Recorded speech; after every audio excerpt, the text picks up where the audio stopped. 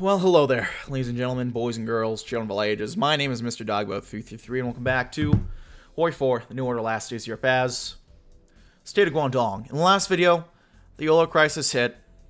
Much like a truck, it has left us in a pretty bad shape. So we're trying our best to get ourselves out of this deficit that we're in. Oh, Jesus. That's a lot of poverty growth. Oh, no. Construction economy.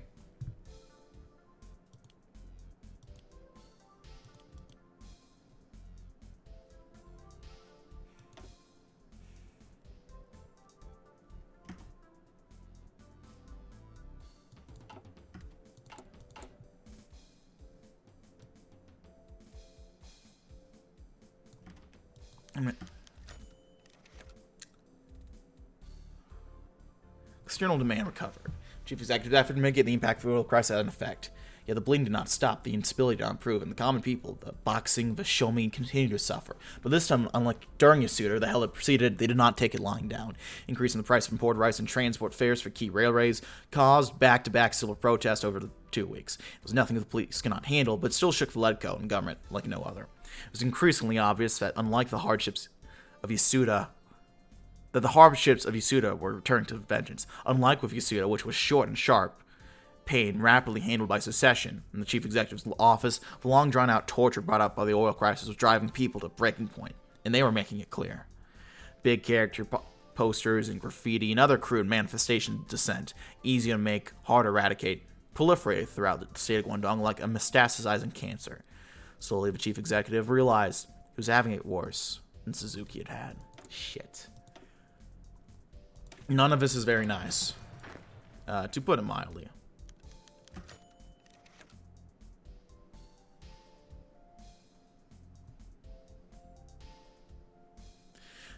Chief Executive Masaharu's suspected Chief Consul General Takashima Masuo hadn't slept well for several months. Prominent bags under his eyes and deceitful comb-over, clearly indicating there was no real time for personal care in the Japanese government in this oil crisis. Then again, he suspected Takashima would say much the same about himself. Chief Executive, you might be aware that Tokyo's been dealing with other issues as of late. Masaharu nodded. Japan had its hands full for the oil crisis. I hope they have some sympathy for our predicament. Factors out of our control. Indeed. There's no insistence for Guangdong to make the pre-crisis economic targets now.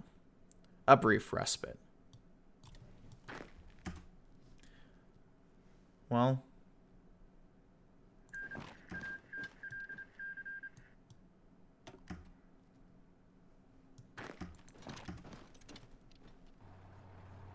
what are you gonna do? These guys are heading back to the mountains. We'll bait them back into attacking into us. Then I think we should probably take her from there. Let's revert to the old ways. The old ways, also known as the envelope system, is a euphemism for bribery. This system, like any other functional system, is versatile and can be used for various purposes, be those gaining power, wealth, influence, or reputation. As luminaries such as the esteemed Ademar de Barros of Brazil have proven, it is a special use in convincing politicians to dance one's tune. This being the case, we'll now make good use of it to get the various members of the Legislative Council on our side. This will, of course, fly in the face of our prior massive anti-corruption efforts. Desperate times call for desperate measures. What do we got? 14-hour work day. Token regulations.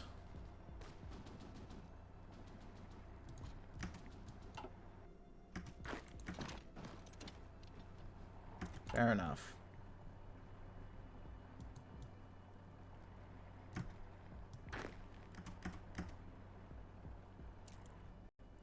I think for now we'll just hang out in here.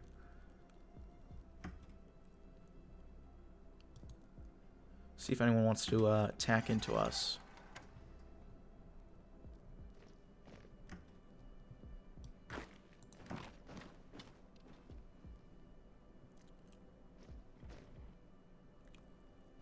Oh, well.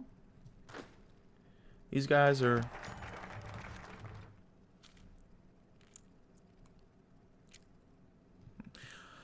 Wading through the guts of the bureaucracy is a trying endeavor at the best of times. It's one thing to announce a commission to improving labor standards, but once the rhetoric has succeeded and the mandate is there, translating declarations results have proven much more difficult. Committees must have members who must have connections somewhere lest they prove ineffective. Must have jurisdiction and clout over the government departments, both de jure and de facto. Must have staffs, analysts, corporate collaborators. It's not the frame of the ship that's most vulnerable to faults, it's the innards, the nuts and bolts that hold it all together. Sony Fujitsu understood this well. Matsushita was now spending a large chunk of time mediating between the competing agendas of Morita and Ibuka. Ibuka, for the economizer, one committee that would keep outlays low and productivity high. Morita, on the other hand, one more effective committee. Now, of course, one commission coming anywhere near their own companies. Matsushita held two lists of proposal committee members in his hands, one from Sony, the other from Fujitsu. He found himself having to make the inevitable decision.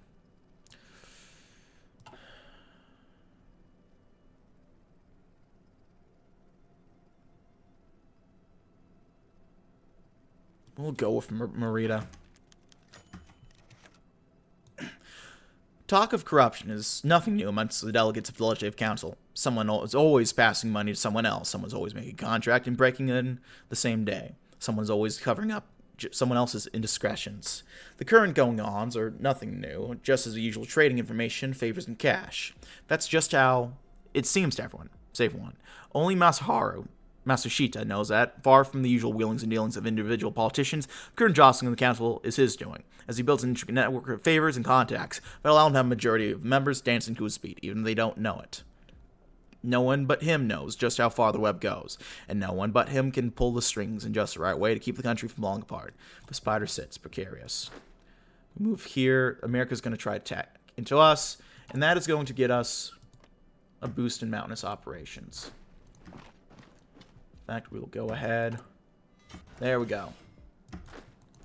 And from there, we'll go ahead and take the port of Sudan.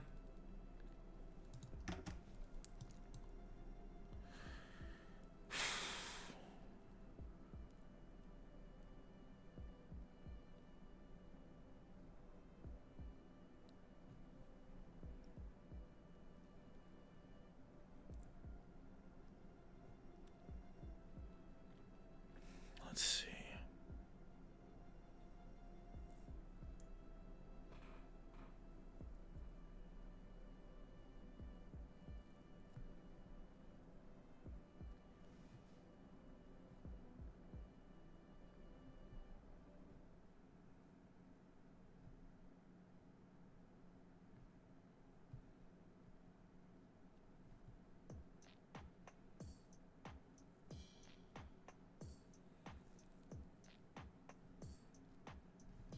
How's our overall economy looking?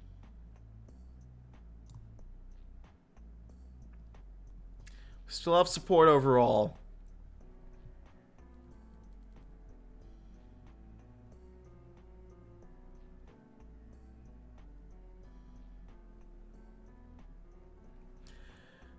Let's see, I think I want to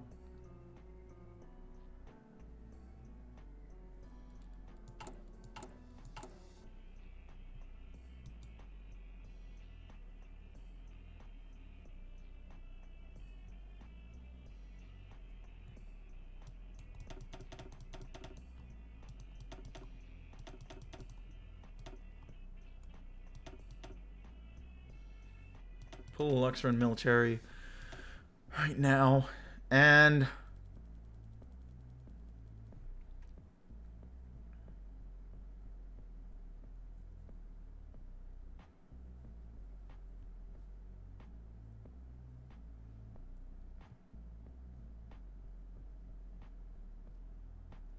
oh, I like that's interesting. Since we did certain focus, we'll get extra profitability. That's interesting. Oh, wait, since we did not take it, rather.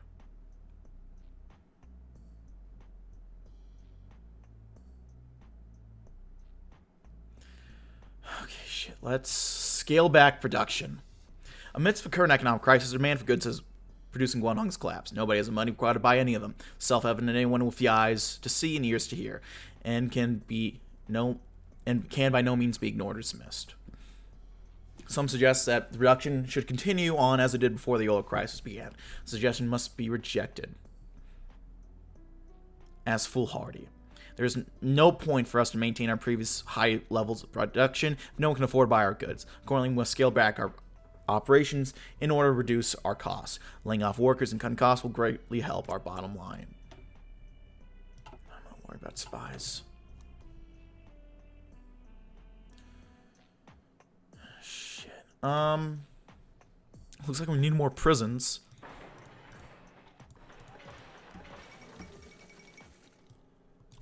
Republican Revolution in Cambodia. That's interesting. Let's see. Oh.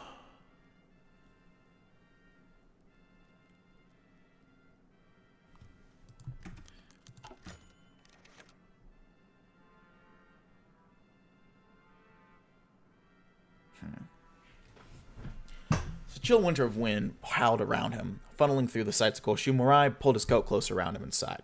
He watched his streaming breath dissipate in the wind before the sound of a car engine alerted him to the arrival of his contact. A big Datsun pulled into view, a monstrous gas guzzler that could only have been made in the days of cheap oil. Despite everything that had happened with rioting and inflation in the lines, gas station, the man could simply not abandon the high life he no longer had. Could no longer afford. His contact was one Tsushita Miki, a legislative council representative originally from Matsushita. His loyalties had shifted as late. Matsushita, staggering under the blow of the oil crisis, no longer had the money to subsidize the blowhard's extravagant lifestyle. Fujitsu, Mirai's employee, did neither, but Mirai had been steadily drip-feeding Tsushita with small checks over the past few weeks, knowing that he was desperate enough to latch on any hope of rescue for his creditors. Tsushita stepped out of his car, shivering as a gust of wind hit him, and Mirai walked over. Words were changed, then Mirai was handed him a paper bag, and that was over.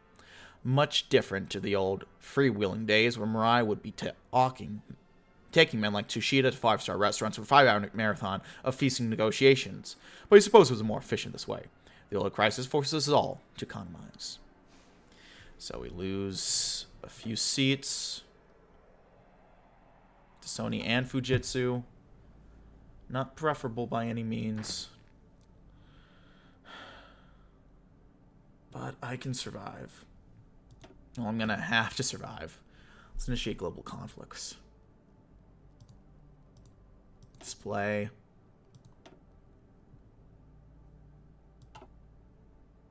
Republic of Sudan is pretty close to capitulating, it seems. A dull haze enveloped Lynn's vision from the moment he stepped outside the office. Gray morning light, doing little break it up. The weather was cool and the air was wet. He wasn't sure if it was a mix of pervasive smog that blackened all Koshu, mixing with Vadu, or his own vision deteriorating. Frankly, it could have been either. His mind was in the same foggy state as his sight. It had been ever since. His supervisor had called him into his morning at 5 in the morning and told him that services would no longer be required, and that he would be free to pursue other lines of work in the coming days. A very small part of Lynn wanted to hope that the coming days included the remaining week, that they would be merciful enough to let him stay in his company dormitory until he found new work, but he instinctively battled that notion away. Kindness was as foreign to the streets as he was. Ever since he'd gone off that train from a small rural town, desperate to get some money for his impoverished relatives, life had been a constant rat race. A never-ending uphill battle while he and the other desperate Chinese had to fight over the scraps the Japanese decided to give them. The oil crisis had decimated the already meager wages, but there were wages at least. Now, Lin had nothing. Passingly, Lin had realized that he had walked almost halfway across the city, all the way to a train station. He must have been at least a few miles away from his former place of work, he noted. As he walked on, he took notice of the long stretching lines that had popped up outside the stations. What must have been hundreds of Chinese men and women stood there, tatty suitcases in hand and a pained expression on their face. How long, Lin wondered, would it be until he joined their ranks? All necessary redundancies had been made.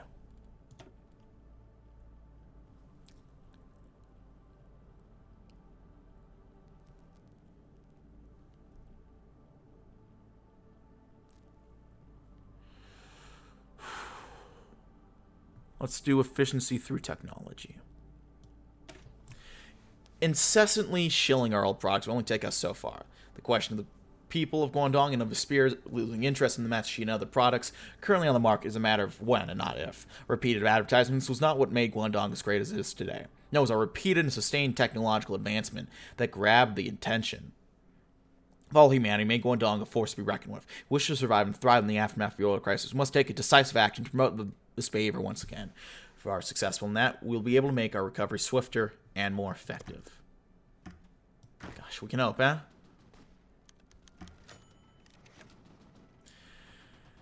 As he sat down for the first meeting of the new Workplace Safety Committee, Morita knew that there would be eyes watching what happened today. His seat on the committee had been given a great deal of coverage, especially in the Zujin press, and often very hopeful terms. But that hope was tinged with skepticism, even more so than before the crisis. With so much of the progress of the last 3 years seeming to reset to square one, Morita knew that it was more important than ever to deliver something that the people could believe in, or the whole thing might fall apart. When the first order of the day came, a report of a machine plant working employee well past safe hours for operating heavy machinery, Morita listened intently, making sure all members of the committee did their due diligence in reviewing the case. All we can do is keep trudging along.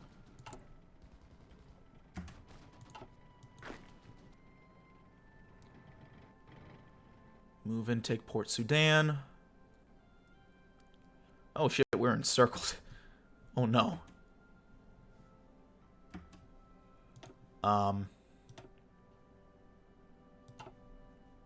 Republic's pretty close to capitulating at this point. Oh, shit.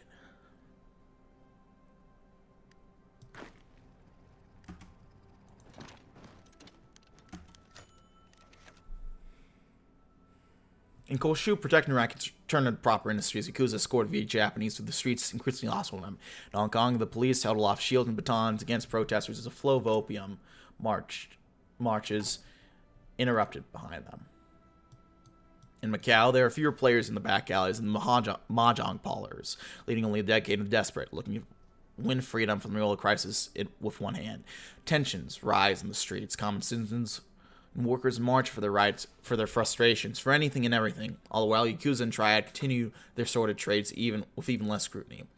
Anyone who would care what they were doing is too busy holding back the tidal wave of protesters, but they can only stay out of the impeding chaos for so long. We need to reinforce the police here, otherwise the Triads are going to take over. We need to keep an eye on Shokan. In fact, I'm going to give them extra backup. That's kind of what we need right now. Okay, efficiency through technology.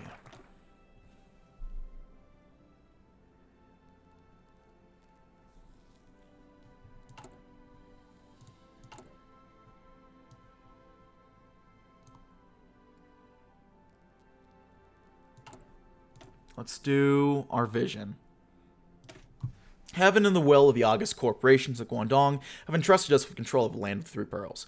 We, not the overtly charitable reformers of a state faction, nor the meritocrats and tech fiddlers of Fujitsu, nor indeed the proud Manchurian enjoyers over at Hitachi, are the sole guarantor of progress and prosperity for the state and its people. We must prove ourselves worthy of this duty and have every intention of doing so. In order to preserve our power and bring prosperity to this land, we'll keep production costs low and prices hot and the appropriate level required for us to turn a healthy profit. Let no one presume to stand in our way or stop us from doing so. If they try, we'll push them aside. For all for Guangdong and for our chief executive.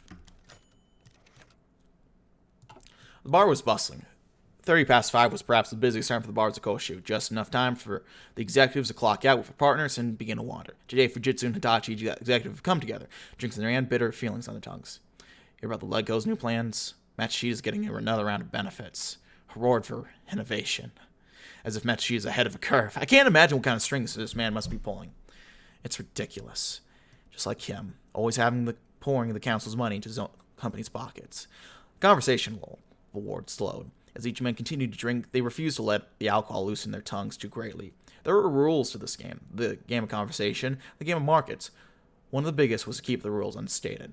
If either of these two men were chief executive, hell, if either was important or distinct enough to serve on the legislative council, they wouldn't think for a moment about fairness. They'd fight for their corporation just like their fellow legislators were doing, just as their bosses expected. They'd kick and scream till every penny in that room was in their pockets. For now, they'd kick and scream in the bars instead. But someday, if all went well, they'd worm their way into the role worthy of abuse. And then it'd be as if this conversation never happened. I think I'll sneak down.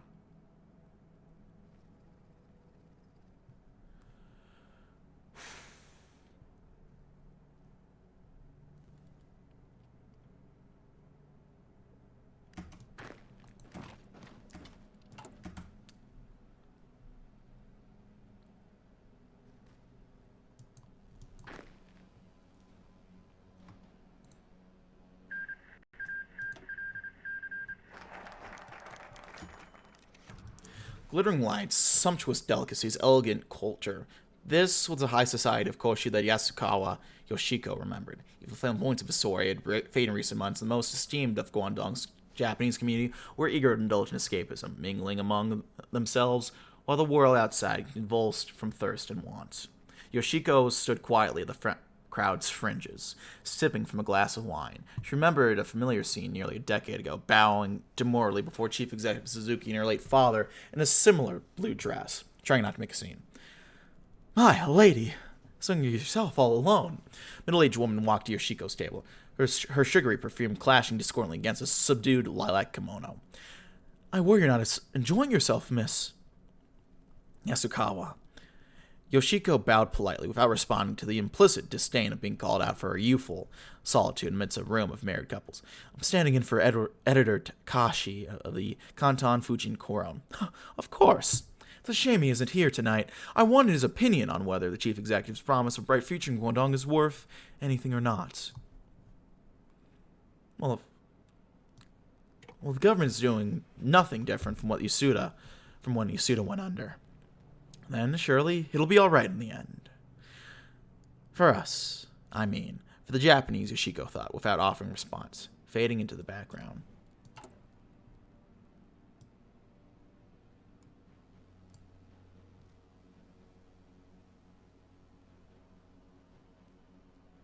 Let's recall the research group from the active conflict. Let's send them to the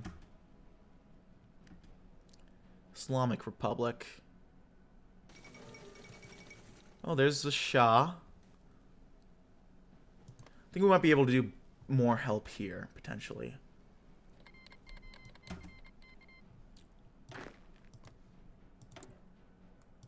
Send volunteers.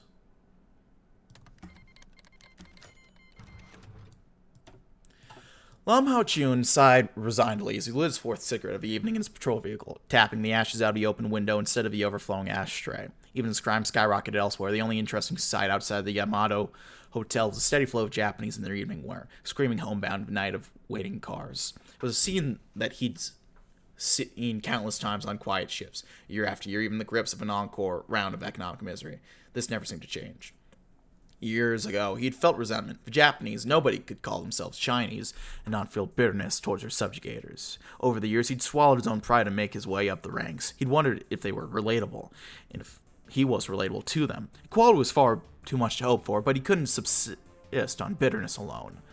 Now he watched a woman in a blue dress at a curb, waiting for her own vehicle to arrive. He felt the old resentment creep back. What a luxury must be to live cocooned away from the iniquities of the world. His world and theirs were separated by an unbridgeable chasm, despite the single street separating them in reality. A woman's car finally arrived, whisking her away just as Lamb stubbed out his cigarette, leaving him behind to stand guard over a world that saw him as an inanimate existence, a ward and a fixture, but not as a living soul. Let's do their aspirations. It is known that heaven and the will of the corporation of Guangdong have entrusted us with the control of the land of the Three Pearls. It is self-evident that we are not the reformists or Fujitsu and Hitachi, are Guangdong's sole guarantor of progress and prosperity. But despite these facts, our position does not rely on us alone, and we cannot hope to preserve our position without the support of our customers. They are as much a part of recovery as we were. If we wish to hear the crisis-battle economy of Guangdong, we must recuperate their confidence and make them want to buy our products once more. Let us set about doing that.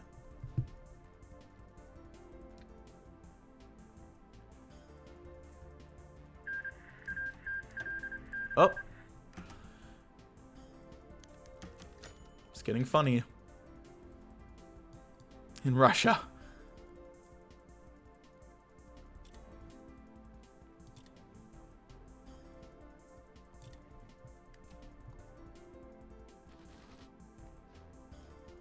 It's getting very funny in Russia. Okay, they've arrived in Baghdad.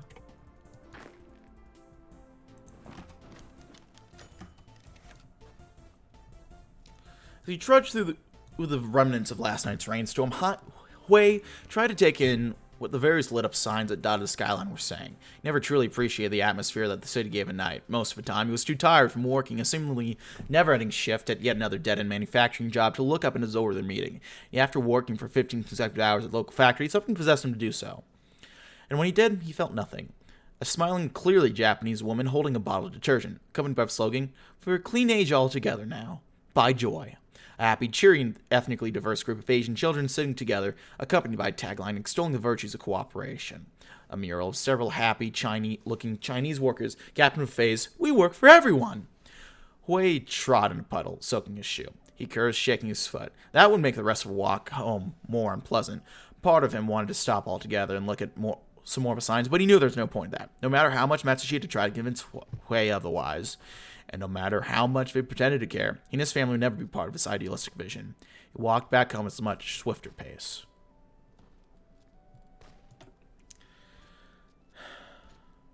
We'll go ahead and go all in. The corporations of Guangdong must make a profit, or they will be betraying the society that has allowed them to exist. As chief executive cannot bear such a prospect. We have taken the decisive action to try and make them profit. We have moved to improve the sales and production efficiency of our products. We have promoted our vision for Guangdong, but tried our best to keep the aspirations of all our citizens and customers in mind. All that is well and good, but we can do more. Let us start doing more by making additional investments in our economy to bolster its strength during this trying time. Anything we can spare now will be returned to us sevenfold and more as growth is restored and prosperity resumes.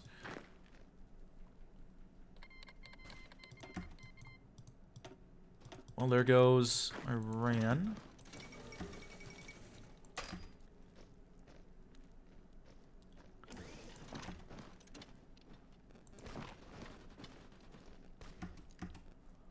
Moving to here, defend that. Wonder if we can... We could get encirclement off. That might be beneficial. Democratic Party. Jesus Christ, this dude is 90 years old?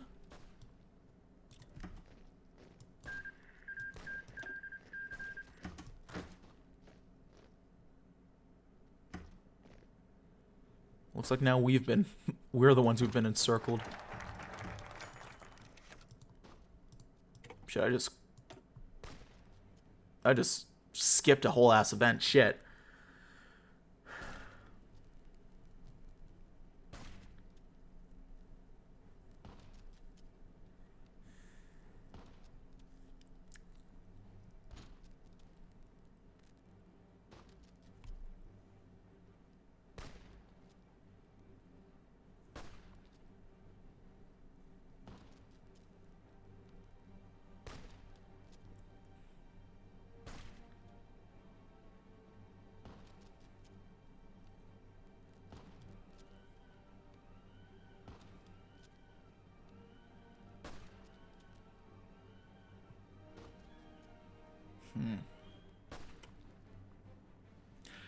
Let's claw our way back.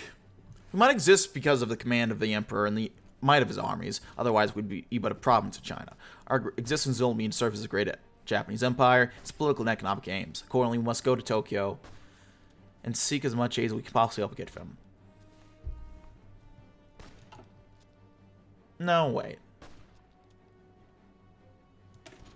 It would be an act of humiliation, desperation, and stupidity, not to mention a faux pas of historical proportions, for us to go begging to our overlords in Tokyo for whatever financial scraps they can spare us.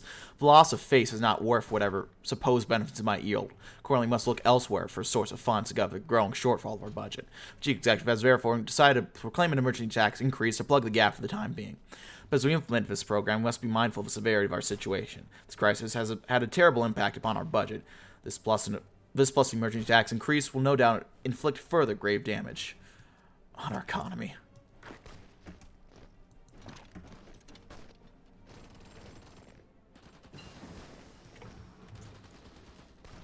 Oh, we have an encirclement going. Look at that.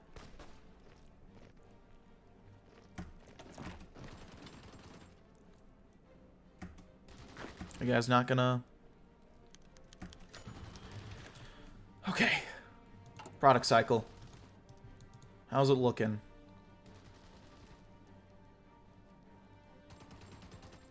Below average profitability. Push the release forward.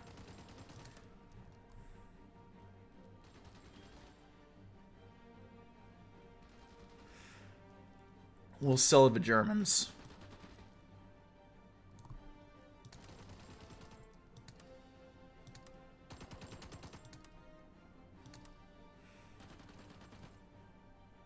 I don't think we can afford to piss too many people off, so we'll need to be careful how we proceed. We'll take some corruption.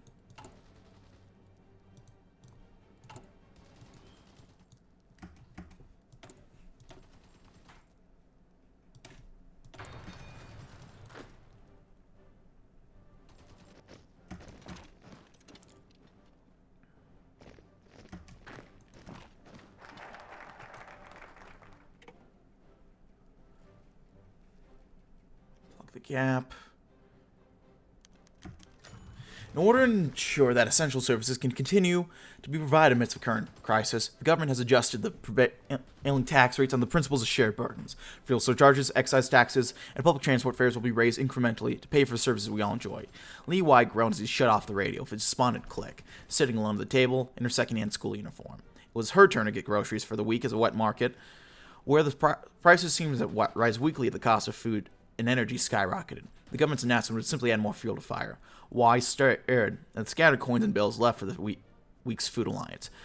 The one part of their budget the family kept constant, even as they tightened their belts elsewhere. I wondered how long it would last them in a month's time. Even if the government said everyone would share the burden, they had never said anything about sharing the pain equally.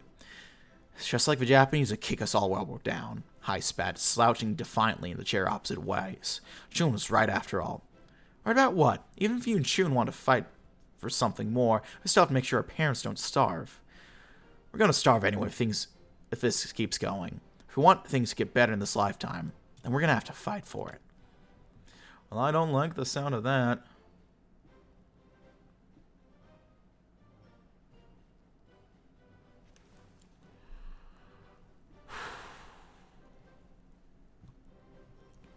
I'll try to conserve our funds.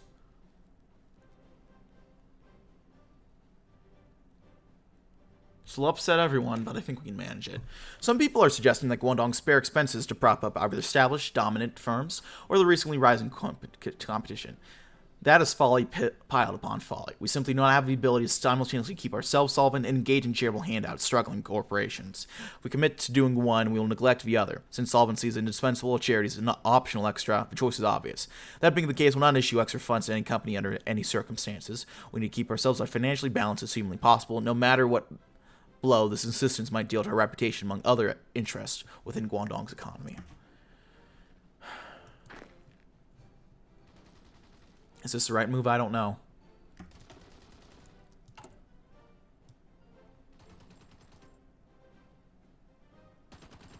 But it's the only move I can think of.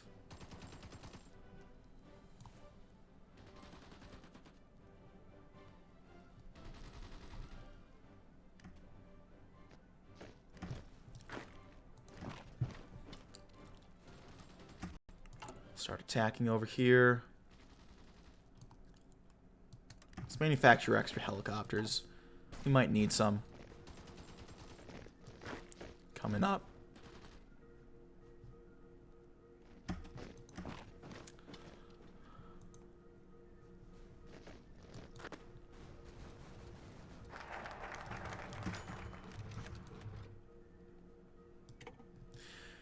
Raises a question. Does the government even give a damn about who's about governing? Clearly not if you listen to Financial Secretary, who seems to speak in the Chief Executive's pointed absence.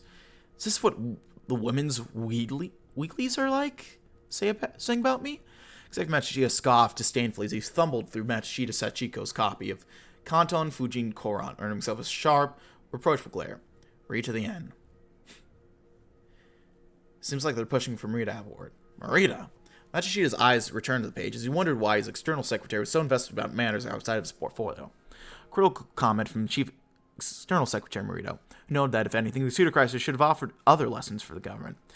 The words churned in Matsushita's skull as he felt his fingers tighten, creasing the pages slightly before composing himself. Surely just a straight comment in a woman's magazine. What else could it be? Couldn't he have chosen a publication more likely to get Matsushita's attention? Li Ka-shing grumbled. How are we even sure he reads the Fujin Koran? Anything more prominent he'd see as a personal attack. And no, he doesn't read the Fujin Koran. but I know his wife does.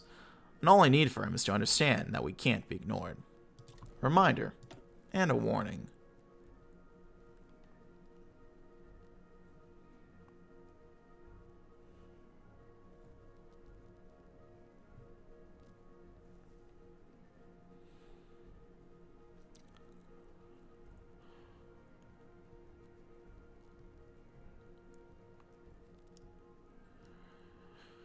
Huh.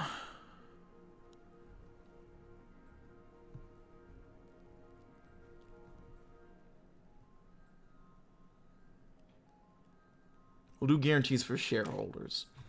About the investment and expertise that Japanese expatriates have brought from Guangdong from their home to Guangdong from their homes across the home islands, Guangdong will fall still closer to economic ruin. We want to prevent such a disaster. We need to reassure them.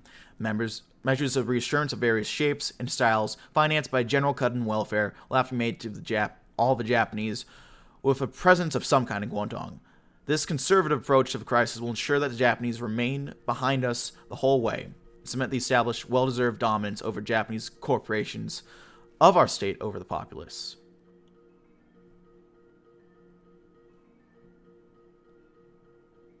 Here's what I wonder, actually.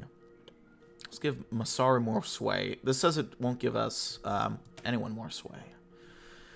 Let's read both out. Japanese influence and power in Guangdong is self-evident. The firm hand of Japan and its people on the tiller are why Guangdong is what it is today. The local population of Guangdong, the workers, secretaries, cooks, and so on, are just important and just as, if more so, potentially threatening to our state during this terribly volatile times. We cannot afford to enrage them, at least if they come down and drown the police, if we can by tie, and the army garrison to deceive angry humanity, and put an end to our glorious experiment. To placate the common folk, we ensure that the welfare payments are given to rank-and-file workers are protected. Though this will meet with suspicion from the Japanese section of society, it's worth it to ensure that the commoners are kept docile and do not cause any trouble. Yeah, shit.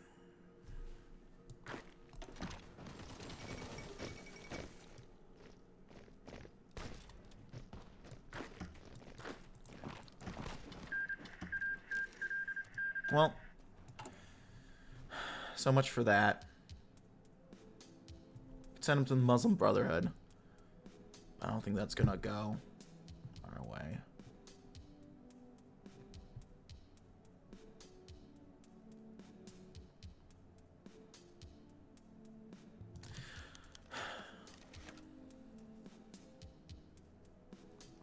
The Muriel Starter cargo plane touches down, and it's the same as usual. Back to normal in Guangdong.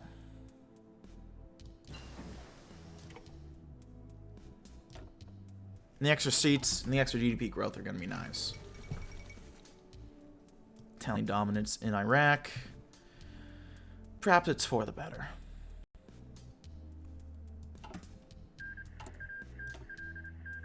And there goes the Muslim Brotherhood. Oh god, we are plummeting.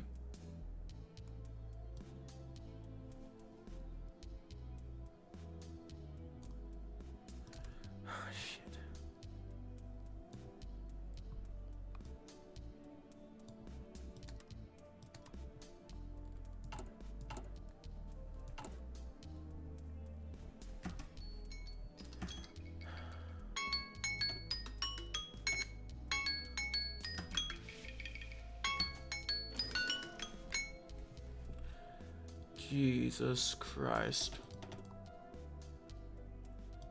Well, that set into the economy. And then...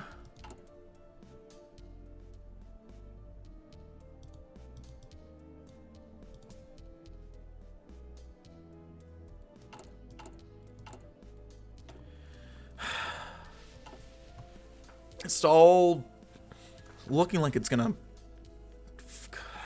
fall apart soon. Whether it will or not, I don't know yet. But yeah. Yeah, I'm gonna leave it here for now, folks. Thanks so much for watching. Like if you liked, dislike if you didn't. Leaving comments, feedback down in the comment section below. And yeah. I'll see you guys next time. Bye-bye.